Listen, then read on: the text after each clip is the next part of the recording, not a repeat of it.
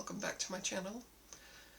If you're new here, I talk about mostly my cross-stitch projects as well as some of my other hobbies when I have time. Today I'm going to be focusing on my D&D stitchy game. So D&D, if you're not familiar with it, is Dungeons and Dragons. I very much like to play Dungeons and Dragons, it's lots of fun. So I decided I would do a stitchy game on that. I started doing this in my last episode. We did the first round, and now it's time for the second round. So let's dive in. So for the next round, I've decided to change things slightly up. I don't really feel like stitching on Christmas things at the moment, and it's putting me off stitching, so I'm just going to change what I had already set up. I'm happy that I got some stitches in on Pierre, but we're going to do other stuff. So I'm going to respin for the projects that are the goblins, and I've edited my wheel so that I don't have any Christmas projects. And I have also decided to weight a few of the projects, because on the wheel you can put like weighting, so you're more likely to get those projects. And basically the projects that I didn't complete my 2025 challenge stitches on, I've weighted them so that I'm more likely to get work on them done. So I'm going to screen record my tablet this time when I spin the wheel, because I feel like there was a bit of glare last time I did it. So yeah, we'll see how it goes. So as you can see here, I've got the ones that are weighted are Winter Rabbit, Gay Agenda, Galaxy Cats, and Pretty Little London, because as I said, those are the ones that I didn't finish the stitches that I wanted to get done on them last year. Technically I should have Cottage Glow on there as well, weighted, because I didn't finish my stitches on there last year, but as you can see, I just don't feel like stitching on Christmas stuff. So let's do Goblin 1. We're going to change that to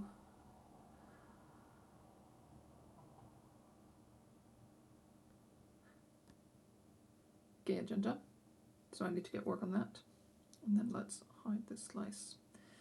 And then Goblin 2, let's see what that will get.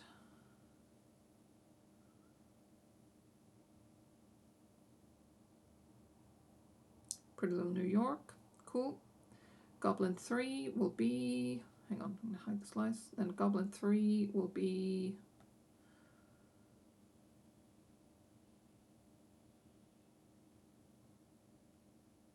Pretty Little London. And hide the slice. And then the Goblin 4 will be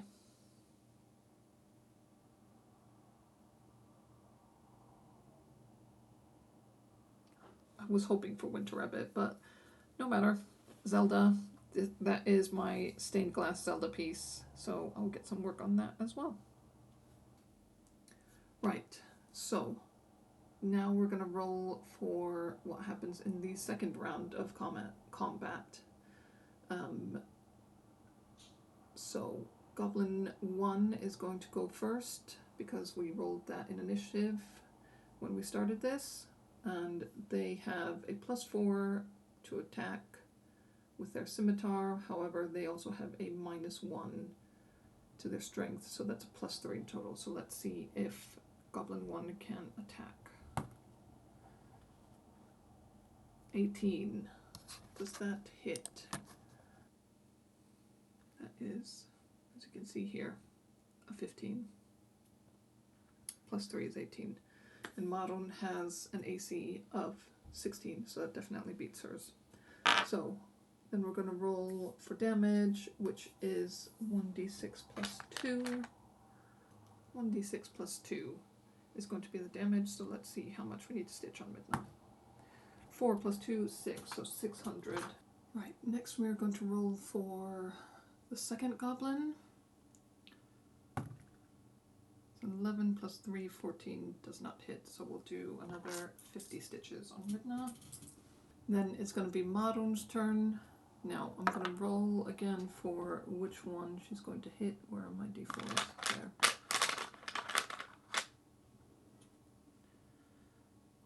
one.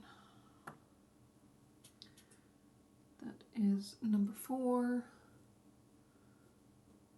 which was, that's going to be Stained Glass Zelda, which I do want to get some stitches into. So Maroon has a strength of +4, plus her proficiency of +2, so she adds +6 to this attack roll. 15, 21, yes. Which definitely beats the goblin's AC of 15. So then we are going to roll for her damage. She has a great axe, which is a D12 plus proficiency +2. So D12, where are my D12s? D12,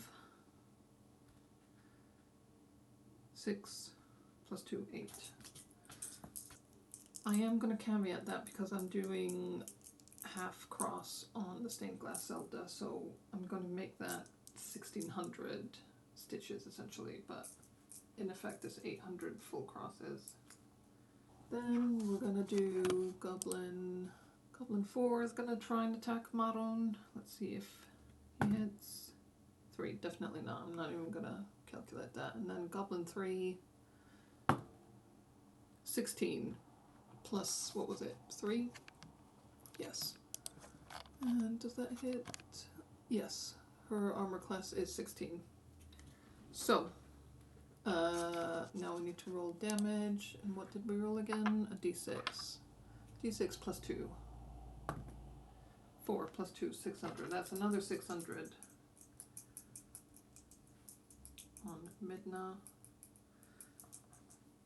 That was Goblin 3, and I forgot to say Goblin 4, because it didn't hit, we're doing another 50 stitches on Midna. So, for this round, I'm going to be doing 1600 half crosses on the Stained Glass Zelda, and then, what is this, 1200, 1300 stitches total on Midna. Now, I have decided that because I want to try and get in stitches on all of my projects, that once I hit my yearly target on Midna, I'm going to swap her out. So I might be getting close to that because the target is 2026 stitches. And yeah, that's probably close, but I don't think it's quite there, so we'll still keep going for a bit. But yes, so that's what we're going to do for the next round. So, I stupidly did not do a before section in this video before I started stitching, so I'm going to stick in here pictures of where things were when they started.